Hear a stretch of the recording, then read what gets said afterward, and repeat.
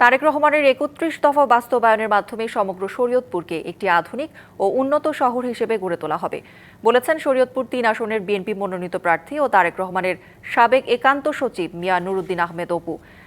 শনিবার ৩১ দফা বাস্তবায়ন কর্মসূচির অংশ হিসেবে গোসাইরহাট পৌরসভা ও ইদিলপুর ইউনিয়নে দিনব্যাপী গণসংযোগ শেষে একথা বলেন তিনি।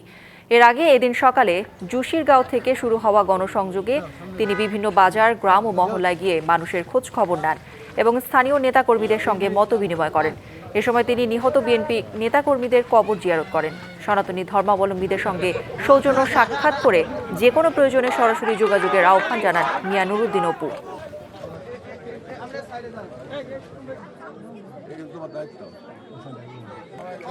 নতুন এবং ফিরে আসা গ্রাহকদের জন্য নগদে চলছে ক্যাশব্যাক সহ প্রতিদিন হাজারো উপহার জেতার সুযোগ। হবে আশা আর ফেরা, সারপ্রাইজ সেরা।